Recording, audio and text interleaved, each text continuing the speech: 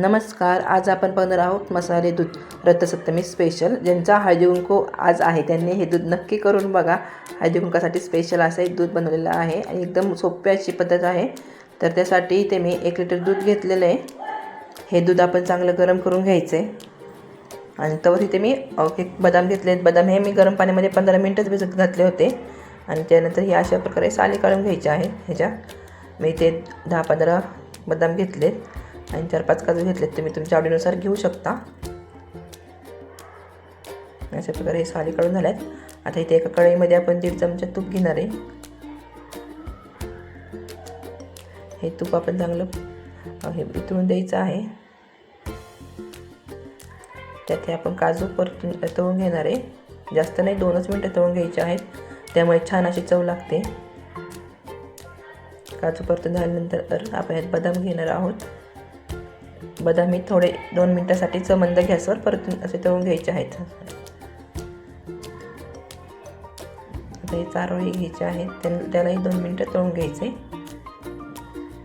तुम्ही अशा प्रकारे दूध नक्की करून बघा, खूप छान टेस्ट येते ह्याच्यामुळे.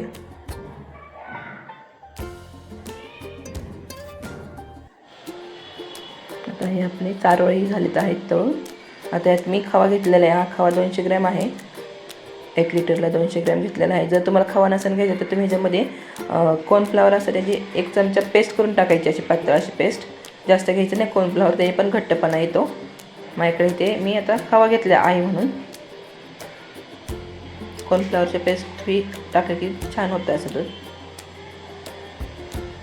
किंवा तुम्ही मिल्क पावडर पण टाकू शकता.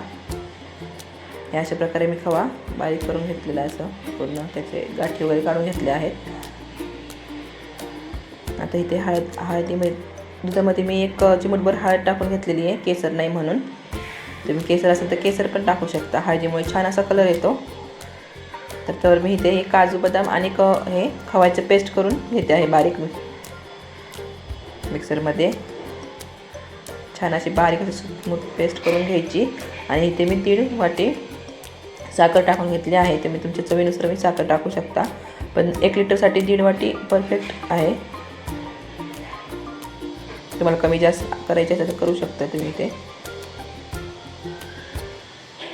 आता ही असे आपण जरा थोडा वेळ गॅस चालू ठेवून दूध उकळून घ्यायचं आहे थोडंसं.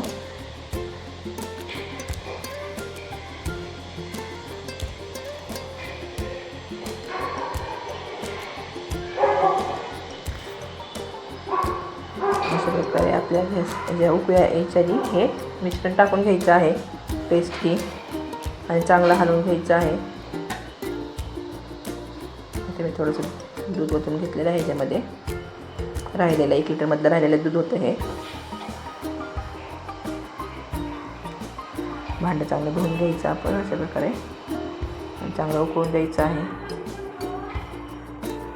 असं सारखं हलवायचं, त्यामुळे छान असं एक घट्टपणा येतो. आणि ह्यात मी आता विलायची पूड आणि जायफळ पूड घेतलेली आहे.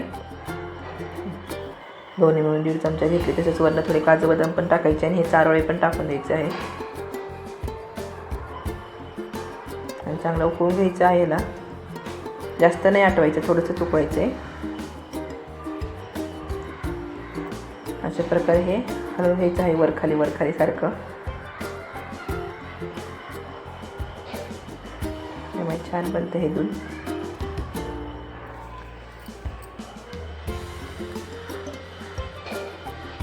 तुम्ही अशा प्रकारे दूध एकदा नक्की करून बघा. आणि हळदी कुंकासाठी एकदम छान बनतं हे दूध. 1 लिटरमध्ये जवळपास 25 कप भरतात छोटेवाले. हे तुम्हाला रेसिपी कशी वाटली नक्की सांगा आणि आवडल्यास लाईक करा आणि सबस्क्राईब.